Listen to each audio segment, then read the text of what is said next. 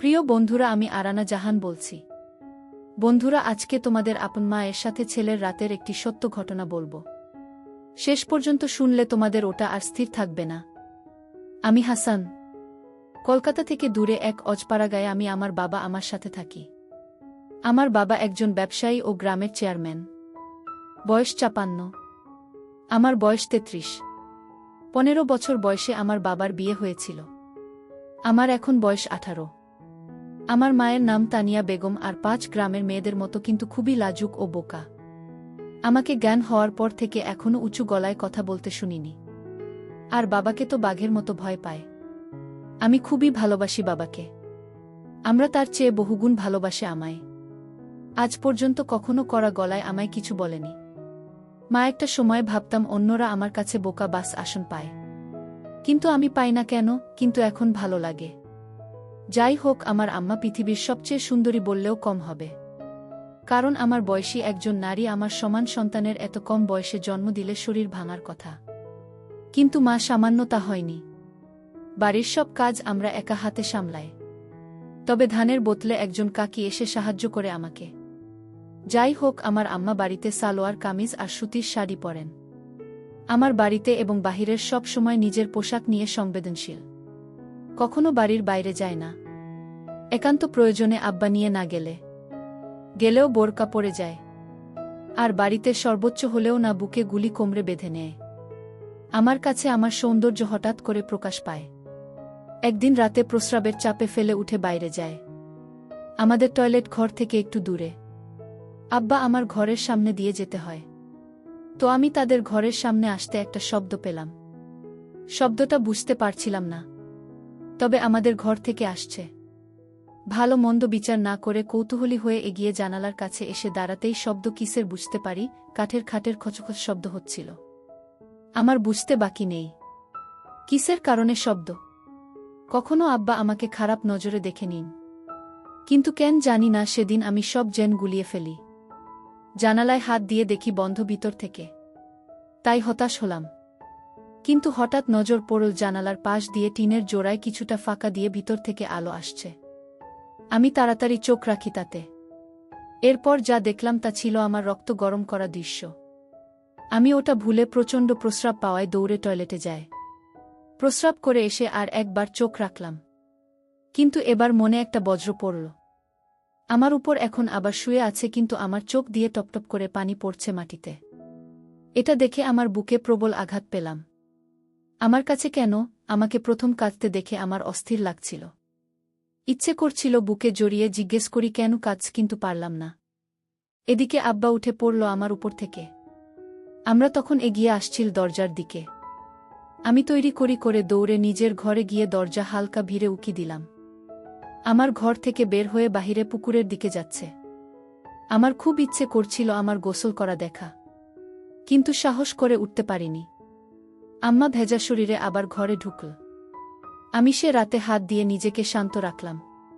এতদিন মায়া মমতা মোদি আমার প্রতি যে শ্রদ্ধা ভক্তি ছিল তার সব এখন অন্য জোয়ারে ভাসতে লাগল। রাতে আমাকে নিয়ে স্বপ্নদোষ হল। পরদিন সকালে ঘুম থেকে উঠে দেখি আম্মা উঠোনে ধান শুকোচ্ছে। কাজের কাকিও এসেছে। ধর্নার সময় শাড়ি তুলে হাঁটু পর্যন্ত তুলে পা দিয়ে হাঁটাচলা করে ধান শুকান আমার দিকে তাকাতেই বুকে ধুকপুকানি বেড়ে গেল। আমার গায়ে একটা সালোয়ার কামিজ। আমি এগিয়ে গিয়ে আমাকে জড়িয়ে ধরলাম। পিছন থেকেও বললাম, আমার খিদা লাগছে। আমরা ভূত দেখার মতো ছিটকে আমার থেকে দূরে সরে যায় চিৎকার দিয়ে।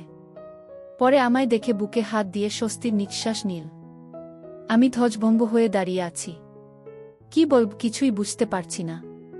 আসলে কখনো আমাকে এভাবে জড়িয়ে ধরে নিবর হবার পর তাই ভয় পেয়ে গেছে। ওদিকে কাকে হা করে তাকিয়ে আছে বিষয়টা বোঝার জন্য।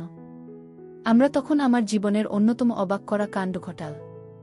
জোর গলায় রাগের সুরে বলল, এমনই ধরো কিসের জন্য? এত বড় হয়েও তোমার জ্ঞান বুদ্ধি হয় নাই? আমার চোখে মুখে রাগ আর পানির ঝলকানি। আমি ভয় পেয়ে গেলাম আমার এই রূপ দেখে। আমায় তার প্রতি মনোভাব পুরো পাল্টে দিল। আমি প্রচণ্ড কষ্ট নিয়ে মুখ চোখে পানি নিয়ে মাথা নিচু করে ঘরে চলে গেলাম। তখন বাহিরে শুনতে পেলাম, কাকি বলছে, কি রে বুঝি তোর কি হয়েছে? জীবনে যে পোলারে একটু গলা উঁচু করা কত কোষ নাই, আইস কি কইরা এমনই বলি? আমার কোনো প্রত্যুত্তর পেলাম না। মন খারাপ করে সে যে ঘরে ঢুকেছি আর বের হইনি। ঘুমিয়ে পড়েছি। দুপুরে হঠাৎই একটা শব্দে ঘুম ভাঙল। ঘুম ভাঙতেই চমকে শোয়া থেকে উঠে বসে পড়ি। আম্মা আমার পাশে বসে অকাতরে কেঁদে চলেছে ফুপিয়ে ফুপিয়ে। আমি কি হয়েছে আম্মা? কান্দেন কেন? কি হয়েছে কণা মারে? আমায় বুকে জড়িয়ে ধরে কাঁদতে লাগল বলে উঠল। আমাকে মাফ করে দাও বাবু। আমি আইস আমার বাবুর আরে বোকা দিচ্ছি। তুমি মন খারাপ করো না সোনা। রাগ করো না। আমি সকালে আমার সাথে এই আমাকে মেলাতে পারছি না। আমরা পরনের সকালে পোশাকি, তবে ঘাম ঝরানো শরীরে এখনো ধান লেগে আছে। আমার বুকে আমার মাথা। ঘামের গন্ধ খারাপ হয়, কিন্তু মায়ের গায়ে নাকি এক তৃপ্তি স্নেহের ঘ্রাণ থাকে। আমিও তাই পেলাম। আমার কান্না থামাতে আমি আমার হাত ধরে বললাম, আপনি আমার আম্মা। আপনার উপর আমি রাগ কেন? আপনি বলবেন না তো কে বলব? আমার ভুল করেছি তাই বকছেন? আমরা বলল, আমার মনটা খারাপ ছিল ময়না, তাই মাথায় কাম করতা ছিল না। বেলা তোমায় বলছি, আমারে মাফ কইরা দিয়ে পড়ান। আমি আপনি এসব বইয়ের নাম, আমি আপনাকে ভীষণ ভালোবাসি। আপনি এমন করলে আমি কষ্ট পাই। আপনার উপর আমার কোনো রাগ নেই। কান দেন না দয়া করে। আমার কান্না থামাতে কিছুটা। তখন বললাম, আমার খিদা লাগছে আমার। আম্মা হতো না। এই তো আসো আমার লাগে। আমার পোলারা সকাল থেকে কিছু খায় না, কি মুখ পুরি আমি। আমি আমার মুখ চেপে থামিয়ে বললাম, এসব করবেন না আম্মা, আমার কষ্ট হয়। বলে আমি কি এক সাহসিকতায় জানি না। আমার ছোট্ট একটা হামি দিয়ে বসলাম। সেকেন্ডের জন্য আমিও স্তব্ধ হয়ে গেলাম, কিন্তু আমার খানিক কোনো বিরূপ প্রতিক্রিয়া ছিল না। উল্টো আমায় অবাক করে আমার গালেও দিয়ে আমার সোনা বলে বুকে জড়িয়ে ধরল। আমি আকাশপাতাল এক হওয়ার মতো অবস্থা হয়ে গেলাম। আসলে কখনো এমন কিছু ঘটেনি এর আগে।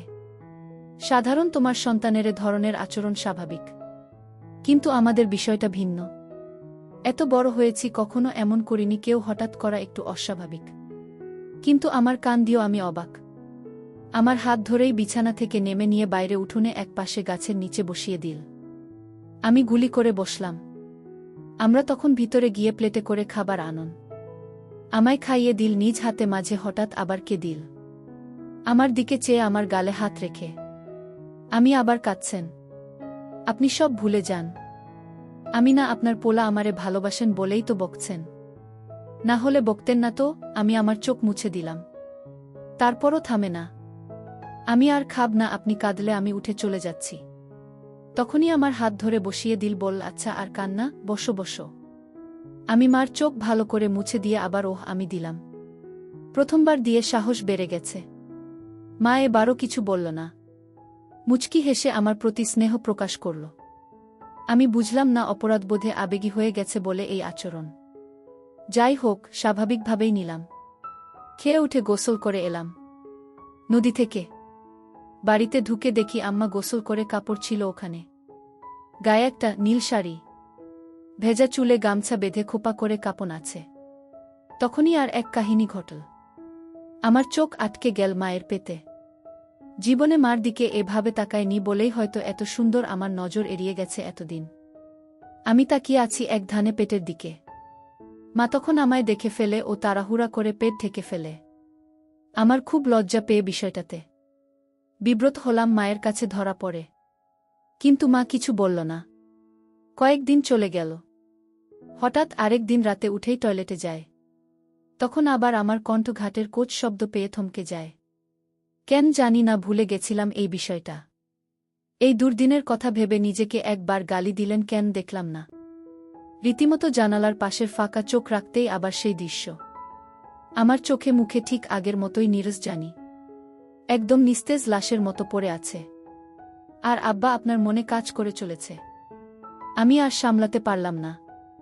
ওখানে হাত দিয়ে শান্তি করে নিলাম। কাজ শেষে আব্বা আগের মতোই উঠে দাঁড়িয়ে যায়। আমাকে দেখে আজ এক প্রকার রাগ হল। কেন এই বুড়ো যে আমার মতো এক রূপবতীকে পায় তা আমার বুদ্ধিতে আসে না। এই বুড়োর সাথে এমন মেয়ে বয়সী নারীকে মানায় না। থলথলে ভুড়িওয়ালা পেট নিয়ে কোনো লাভই হচ্ছে না। তা ক্লাস 1-এর বাচ্চাদের ও বুঝতে বাকি থাকবে না। আমার খাট থেকে নেমে আঁচল ঠিক করতে লাগল। আমি বুঝলাম বের হবে। তাই দ্রুত ঘরে গিয়ে দরজায় উকি দিলাম। আমরা দরজা খুলে বের হল। দরজা খুলে হঠাৎ কেন জানি না থেমে গেল কিছু সময়। এরপর হঠাৎ মুচকি হেসে মুখটা লাজুকতা করে হাতে থেকে লজ্জা প্রকার দিল। আমি বুঝলাম না কেন এই কাণ্ড। মাত্র যে নারী তার অপূর্ণ কর্মকাণ্ড সেরেছে সে কিভাবে এমন খুশি। যাই হোক, ৭-৫ ভাবতে ভাবতে আমার আসার অপেক্ষা করছি। দেখি আম্মা বাথরুম থেকে ঘরের দিকে আসছে। এমন সময় আমার চোখ উল্টে যাবার জোগাড় হলো আমাকে এই অবস্থায় দেখেন। আমি কখনো কল্পনাও করিনি আমার এরূপ দর্শনের সৌভাগ্য আমার হবে। উঠোনের বাতি জ্বলছে, সেই আলোয় আমার গায়ে পানির বিন্দু চকচক করছে হীরের মতো। হঠাৎ আমার ঘরের সামনে এসে থেমে গেল। আমার দিকে আমার মুখ আচমকা হাত তুলে আডমোড়া ভাঙার মতো করল, আর তার জন্য আরও ভাল লাগছিল। হঠাৎ আবার ঘুরে দাঁড়ালাম। এটা দেখে আমার ঘুম সারা বাড়ি অবস্থা। আম্মা ঘরের ভিতরে ঢুকে গেল। এদিকে আমার কি আর শান্ত থাকার জো আছে? আজও আমি হাত দিয়ে নিজেকে শান্ত করে নিলাম। সকালে উঠে দেখি অনেক বেলা, রোদের আলোয় ঘুম ভাঙল। উঠে বাইরে বেরিয়ে দেখি কাজের কাকি আর আমার গল্প করছে আর ধান সিদ্ধ করছে। আমি গিয়ে তাদের সামনে দাঁড়ালাম। কাকে বলল, আপনি উঠছেন? এত বেলা কইরা কেউ ঘুমায়? আমি মুচকি হাসলাম। আম্মা, জামানি হাত মুখ ধুয়ে আস, খাইতে দিই বলেই আমায় অবাক করে দিয়ে কাকে সামনে আমার হাত ধরে নিজের দিকে টেনে হামি দিল ও মাথায় হাত বুলিয়ে দিল। আমি অবাক, ওর সাথে লজ্জাও পেলাম। কাকির সামনে বলে, আমি চলে যাই, হাত মুখ ধুয়ে শেখাই। গ্রামে একটু ঘুরে বাড়ি এসে দেখি কাকি চলে গেছে। আমরা বসে আছে মাদুর পেতে। আমি, আম্মা এমনি কইরা মানুষের সামনে এসব দেন কেন? আমার খিলখিল করে হেসে দিল, বল, স্মরণ পায় আমার মানিক। কেন খারাপ লাগে? আমি, খারাপ কেন লাগবে, কিন্তু মাইন সামনে এসব ভাল লাগে না। আপনি এমন করবেন না, আমার ইচ্ছা ময়নার করুন না। এখন কি খাইবা? আমি মনে মনে বলি, তোমাকে খাব, কিন্তু তা তো আর বলা যাবে না। তাই বললাম, আপনি আমাকে ভাত খাওয়াই দিবেন আম্মা। আম্মা, দিব না কেন? আমি এখনই আসছি। আমরা ভিতরে গিয়ে খাবার নিয়ে এল। বসার সময় বলল, এই গরমে এসব বস্তু কিংবা আছ কেন? সাতখোল গরমে আর গায়ে কিছু দেওয়া লাগবে না। বেডা মানুষ খালি গায়ে থাকলে কিছু হয় না। আমি শার্ট খুলতে খুলতে একদম স্বাভাবিকতা নিয়ে প্রশ্ন করলাম, জেন বুধ ছেলে। আমি, আচ্ছা মা, আপনার গরম লাগে না? আপনার গায়ে তো আমার থেকেও বেশি কাপড়। আমরা মুচকি হেসে লোক নাগালে দিয়ে বল, বেশি মানুষের এমন কইরা থাকুন লাগে শোনা। আমি, কেন? বেড়া গো, শরীর আছে বেগনাই। এমন কেন? আমার প্রশ্ন শুনে মুখের ভাব ভিন্ন রহস্যময় করল, কিন্তু উত্তর দিয়ে বলল, কিছু কারণ আছে। সোনা বেরি আরবের আগত এক না। তুমি খালি গায়ে থাকলে কোনো কিছুই হইব না, কিন্তু আমি খালি গায়ে হলে সবাই ফ্যালফ্যাল কইরা চাইয়া থাকব। আমি, কেন যাইয়া থাকব কেন? আমরা এবার একটু নাছোড়বান্দা অবস্থায় পড়ে গেছে, কিন্তু সে কেন জানি না আমায় থামিয়ে অন্য কথা বলছে না। আমার প্রশ্নের উত্তর দিচ্ছে। কেন করছে সেটা আমার কাছে বিষয় না। আমার ভালো লাগছিল তাই আমিও বলেই চলেছি। আম্মা, আচ্ছা তোমার বুক বুক বড়? বেরি গোবর বুক থাকে, তাই চাইতে থাকে। আমি আবারও বুঝিয়ে বলি, বুক তো আছে। বেরি মাইন্সের বুক থাকে বাচ্চাকে দুধ খাওয়াতে। এই থেকে রাখুন লাগবে কেন? আমার কথায় 1 সেকেন্ড চুপ করে বল, দুধ খাওয়ানোর জায়গা। কিন্তু এটা হল সুন্দর একটা জিনিস যা বেড়ানো দেখার লাগে না। আমি তো দেখছি কত। আমি তো আপনার দুধ খাইয়ে বড় হয়েছি। আমরা প্রথমে অবাক হলেও আমার কথার মানে বুঝে বলল, তুমি আমার পোলা ছোট থাকতে সবাই সন্তানদের দুধ খাওয়ায়, তুমি দেখলে সমস্যা নাই। আমি এবার মাত্রা ছাড়িয়ে একটা প্রশ্ন করলাম, আচ্ছা মা, এখন আপনি আমার দুধ খাওয়ান না কেন? আমার চোখ বড় করে বিস্ময় প্রকাশ করল, কিন্তু রাগের না, অবাক হয়ে। ভেবেছে আমার উত্তর দেবে না, তবে আমার ধারণা ভুল প্রমাণ করে বলল, এখন তো আমার নাই শোনা। আমি আমার বুকের দিকে আঙুল ইশারা করে বলি যে আছে। নাই কোনো কেন? নাকি আমি বড় হয়েছি দেখে আমায় আর ভালোবাসে না? আমার প্রশ্ন শুনে হেসে দিয়ে বলল, পাগল পোলা আমার। মায়া ঘোষ মিলে বাচ্চা হওয়ার কয়েক বছর পর দুধ শেষ হয়ে যায়। আমি তো সুযোগ পেয়ে ধরে বসি। আমি দেখছি আপনার আছে, আর আপনি কোনো নাই, ততক্ষণে আমার খাওয়া শেষ। আমার হাত ধুয়ে ফেলেছে। আম্মা, আরে পাগল পোলা, এই বুকের ভিতরে রোশনাই, না হলে কি তোমায় না খাওয়া রাখতাম? আমি আমার কথা শুনে আকাশ থেকে পড়লাম। আমরা এত সহজে কথাগুলো বলছি যে আমার সাথে নিত্যদিনের। তাই আমি বুঝলাম মা আমার কথায় রাগ করছে না। আমি এগুলো তাহলে এতবড় কেন? আমরা এবার চোখ বড় করে ছদ্মবেশী হাসি চেপে বিস্ময় প্রকাশ করল আর কোনো কথা বলল না। কিন্তু হঠাৎ উঠে পড়ল। আমি ভয় পেয়ে গেলাম আমরা করেছে কি না ভেবে। আমার দীঘা বাড়ি বলো আর সবার সাথে। আমি ভয়ে ভয়ে উঠে দাঁড়ালাম। আমায় হাত ধরে তার ঘরে নিয়ে গিয়ে দরজায় খিল দিয়ে চোখের পলকে আঁচল ফেলে দিল। এই অবস্থা দেখে আমায় আসমান জমিন সব এক হয়ে গেল।